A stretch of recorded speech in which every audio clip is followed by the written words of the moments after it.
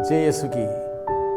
फिर एक बार मैं आप सभी लोगों का हार्दिक स्वागत करता हूं ईश्वर का वचन को सुनने के लिए। और लगातार हम सभी ईश्वर का वचन सुनते आए हैं और हर दिन प्रभु अपने नए नए वचनों के द्वारा कुछ नई बातें हम सबों को बताते हैं। और जितना हम सुनने के लिए इच्छा रखते हैं, दिलचस्पी रखते हैं, एक जुनून के साथ सुनते हैं, विश्वास से, भरोसे से, श्रद्धा से, आस्था से, वो प्रभु का वचन हमारे अंदर घर कर जाता है और हमारे जीवन को, व्यक्तित्व को सुंदर बनाता है।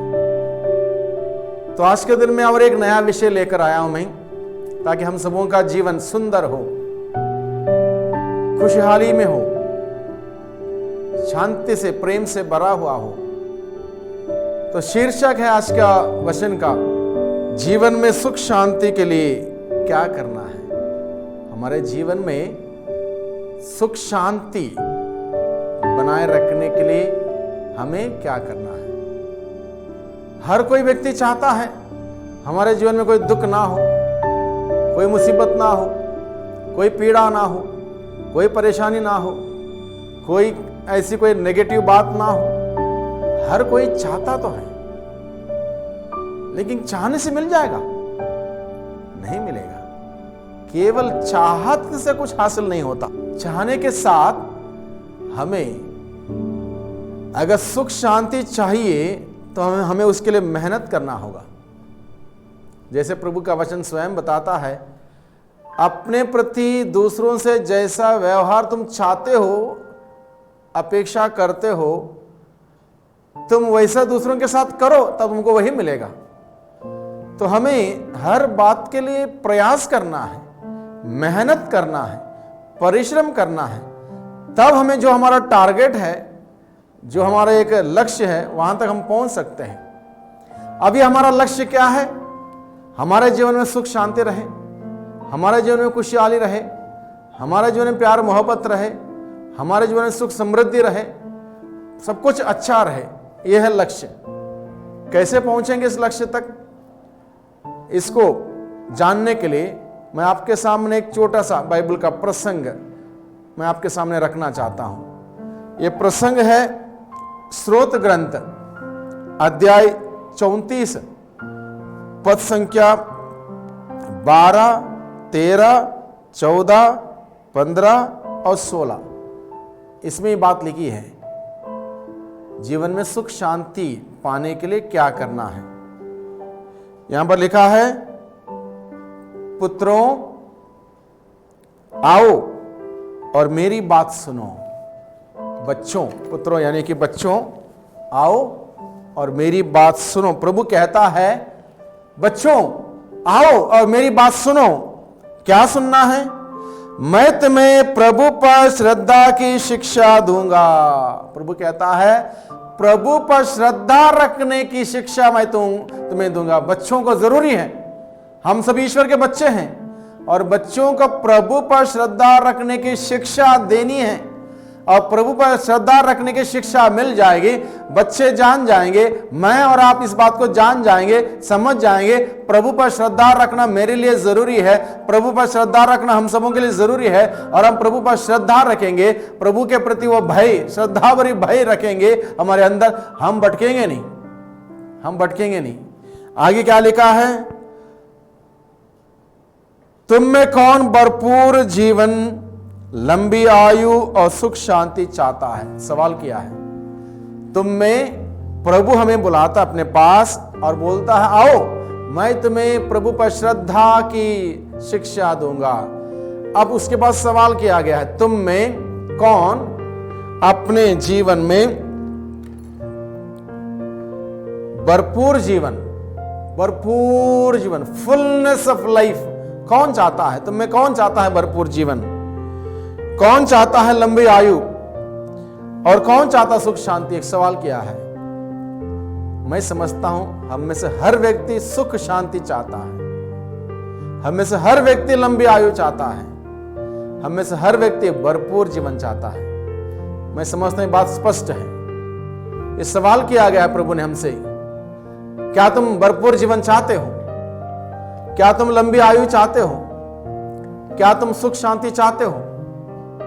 तो हमारा उत्तर है हाँ। तो हाँ बोलने से मिल जाएगा, लंबी आयु मिल जाएगी, सुख शांति मिल जाएगी, भरपूर जीवन मिल जाएगा? नहीं। तो क्या करना होगा? मेहनत करना होगा, परिश्रम करना होगा। किस प्रकार से मेहनत करनी होगी? प्रभु का वचन में सिखाता आगे, अगर तुम भरपूर जीवन चाहते हो, लंबी आयु चाहते हो, सुख शांति चाहते हो, तो अगर चाहते हो तो, अगर चाहत अंदर है, तीव्र इच्छा शक्ति है, तीव्र चाहत है, तो तुम ना अपने जीभ को बुराई बोलने दो, अपने जीभ को बुराई बोलने मत दो। सबसे पहले जीभ का उदाहरण क्यों दिया गया? भरपूर जीवन हासिल करने के लिए, लंबी आयु हासिल करने के लिए, सुख शांति हासिल करने के लिए प्रभु ने बताया सबसे बड़ा ऑब्स्टिकल, सबसे बड़ी बाधा क्या है? जीभ, हमारी जीभ। इसलिए प्रभु ने कहा तुम अपने जीभ को बुराई बोलने मत दो, क्योंकि बाइबल बताता है, प्रभु का वचन में बताता है, मनुष्य को हर निकम्मी बात का लेखा जोखा देना पड़ेगा। न्याय के दिन हर एक बात का लेखा जोखा देना पड़ेगा।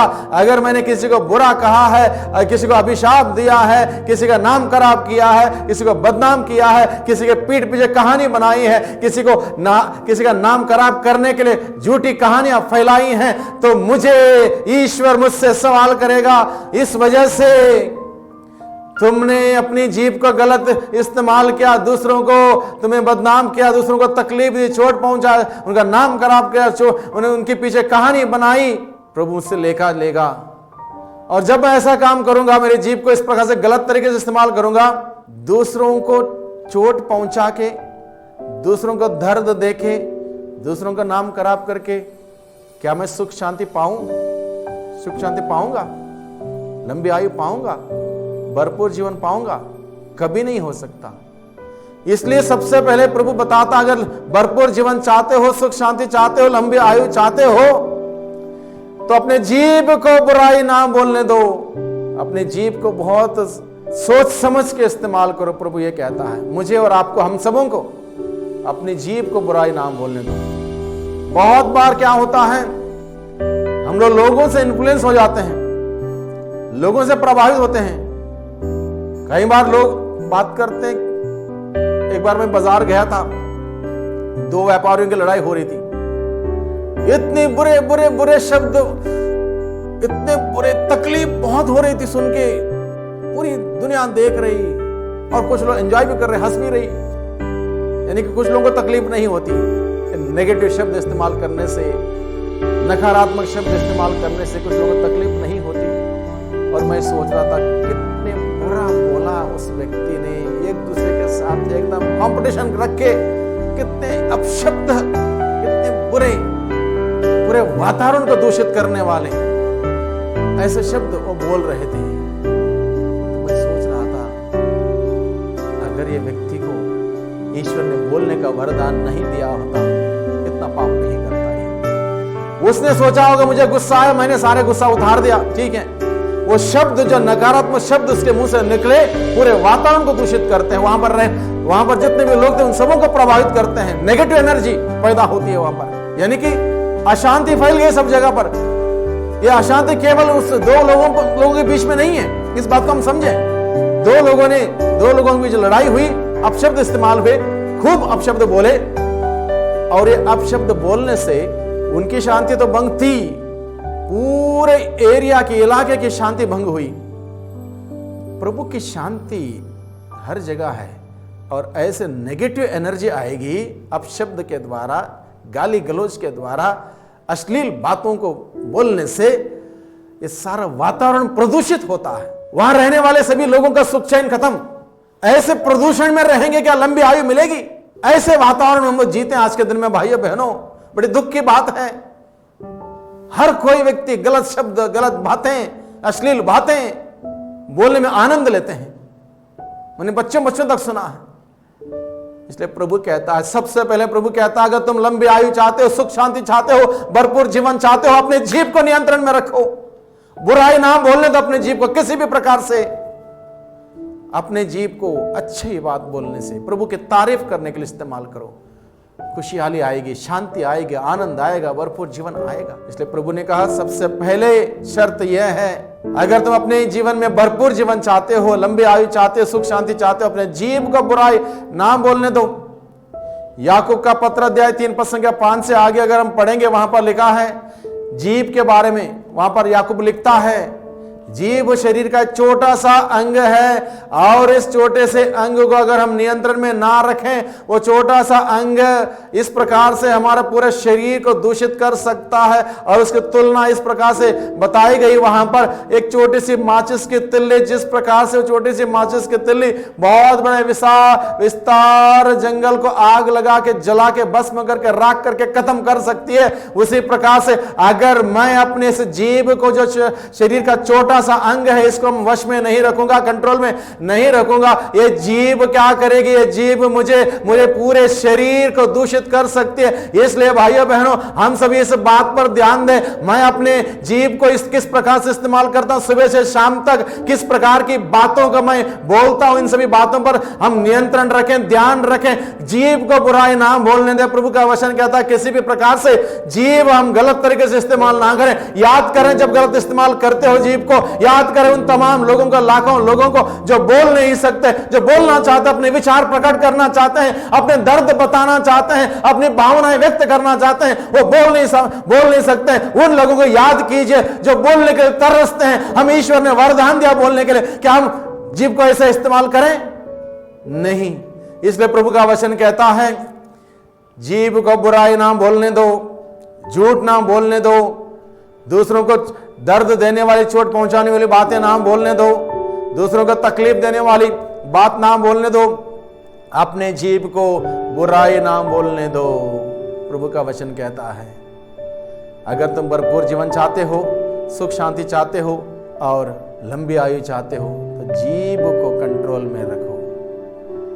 प्रभु का वचन ये भी कहता है ईश्वर हमारे पर दोष नहीं लगाएगा, तुम अपनी ही बातों से दोषी या निर्दोष ठहराए जाओगे।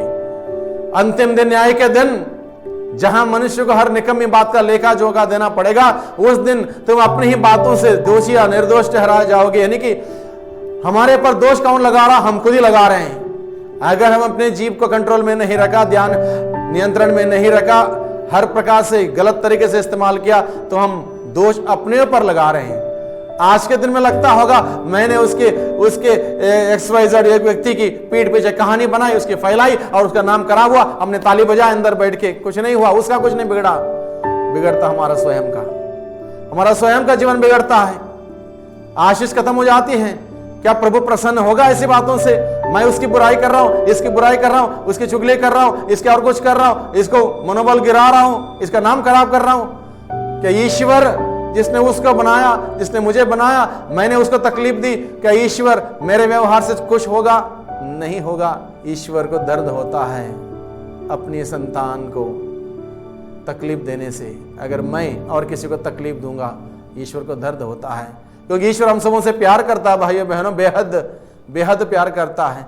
इसलिए ईश्वर पसंद नहीं करता। इसलिए हम भले आज के दिन में ना सोचें इन बातों को, तकलीफ हमें होगी।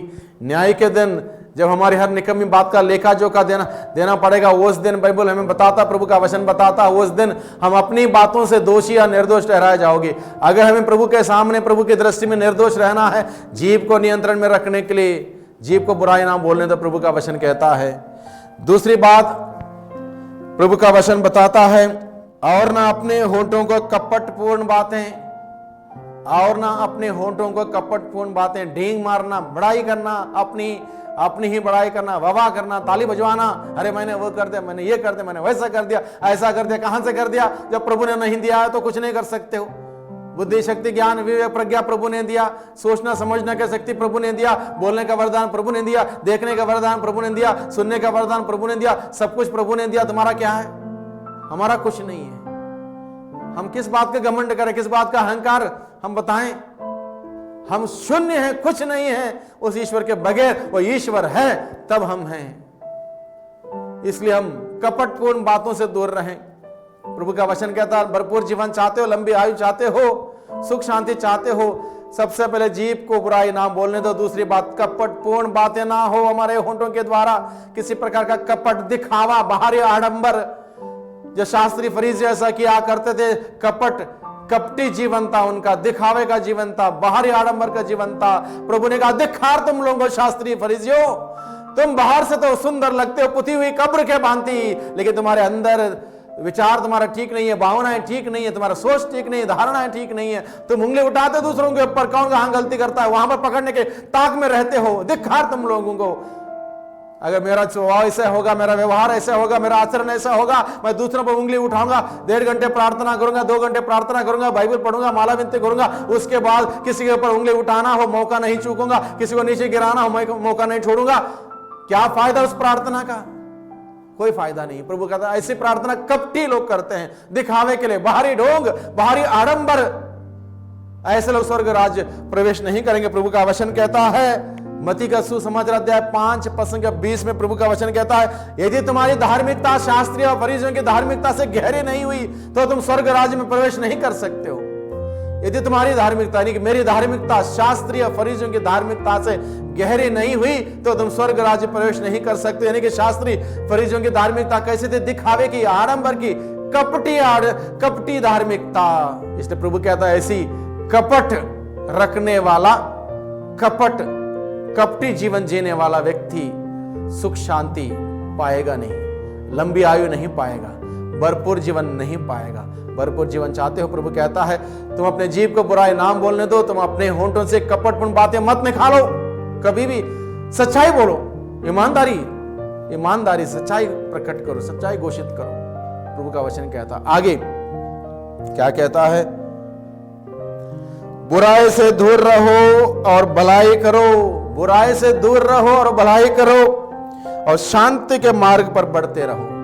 बुराई से दूर रहो, हर प्रकार की बुराई से दूर रहो, भलाई करो, हर प्रकार की भलाई में आगे बढ़ो, शांति के मार्ग पर आगे बढ़ते रहो। प्रभु का वचन कहता है शांति के मार्ग पर, शांति, प्यार, मोहब्बत, क्षमा, ये मार्ग प्रभु ने हमें सिखाया है। ये नहीं कि छोटी सी गलती हुई वहां पर खड़े हो गए उसको डांटने के लिए, उसको अपशब्द बोलने के लिए, उसको मारने पीटने के लिए, उसको दुख पहुंचाने के लिए। शांति का मार्ग पर चलें, क्षमा करें, माफ करें, दया करें, किसी को दुख दर्द में है उसके साथ बैठें। ऐसा कार्य करने के लिए प्रभु का वचन कहता है ऐसा कार्य करोगे। कोई रोता है, कोई परेशान है, कोई दुखी है, कोई बीमार है, कोई पीड़ित है, उसके साथ थोड़ा समय बिताया, थोड़ी सेवा की, उसकी 2-4 बातें उसकी सुनी, उसको आपने जीवन दिया। दूसरों को जब आप खुशियां देते हो तो खुशियां आपको आती हैं लौट के। दूसरों को जब आप खुशियां देते हो खुशियां आपके पास लौट के आएंगी। दूसरों को जब आप ऊपर उठाते हो आप स्वयं ऊपर उठ जाते हो। दूसरों को जब आप माफ करते हो आपको माफी मिल जाती है। तभी जाके भरपूर जीवन आएगा हमारे अंदर, सुख शांति आएगी, लंबी आयु हमें मिलेगी। दूसरों की मदद करने से, दूसरों को जीने में, सुखमय जीवन जीने में मदद करने से, आगे बढ़ाने से हमें वो आशीष हमें मिलती है। इसलिए अगर हम चाहते हैं हमारे अंदर सब कुछ अच्छा हो, हमारे लिए सब कुछ अच्छा हो, कुछ भी गलत ना हो, हम किसी के साथ कुछ भी गलत ना करें, किसी भी प्रकार से कुछ भी गलत ना करें, सब अच्छा करें सबके साथ। अगर हर व्यक्ति के साथ आपने अच्छा किया, अच्छा बोला, अच्छा विचार रखे, अच्छे तरीके से रहते हो, मिलते हो, जुलते हो, उड़ते हो, बैठते हो, सब है, आप तकलीफ में नहीं रहोगे। ये सारी लोगों की दुआएं आपको लग जाएंगी, आशीष बन के आपके पास आएंगी, सुख शांति आपके पास रहेगा, अमन चैन रहेगा, भरपूर जीवन रहेगा। इसलिए प्रभु का वचन कहता है बुराई से दूर रहो, भलाई करो, शांति के मार्ग पर बढ़ते रहो। आगे प्रभु का वचन कहता है प्रभु की कृपा दृष्टि धर्मियों पर बनी रहती है। अगर हम ऐसा धार्मिक जीवन बिताएंगे, ऐसे धार्मिक जीवन में जीवन बिताएंगे, यानी कि बुराई नहीं करेंगे, कपट नहीं दूर रखेंगे, दिखावा नहीं करेंगे, बाहरी आडंबर नहीं करेंगे, घमंड नहीं करेंगे, अहंकारी नहीं बनेंगे, बल्कि दीनहीन बन के प्रभु के साथ जुड़े रहेंगे, प्रभु के सच्चाई के मार्ग पर अग्रसर होते रहेंगे। इस प्रकार से हम जीवन बिताएंगे तो प्रभु का वचन कहता है प्रभु की कृपा की दृष्टि धर्मियों पर बनी रहती है, यानी कि प्रभु की दृष्टि हमारे ऊपर बनी रहेगी, प्रभु की दृष्टि, प्रभु की निगरानी, प्रभु की नजर हमारे पर रहेगी, हमें किसी बात की कमी नहीं होगी। वो ईश्वर हम पर अपनी कृपा की दृष्टि रखेगा, तो हमें किस बात की आवश्यकता होगी, किसी बात की आवश्यकता नहीं होगी, सब कुछ हमें मिल जाएगा। इसलिए आगे प्रभु का वचन कहता है, वह उनकी पुकार पर कान देता है। यानी कि जब हम इस प्रकार के सुंदर आचरण करेंगे, सुंदर जीवन बिताएंगे, माफी देते हुए, शाबाशी देते हुए, दूसरों को प्रोत्साहित करते हुए, दूसरों को आगे बढ़ाते हुए, जीवन देने वाला कार्य करते हुए, तब प्रभु हमारी प्रार्थना पर कान देगा।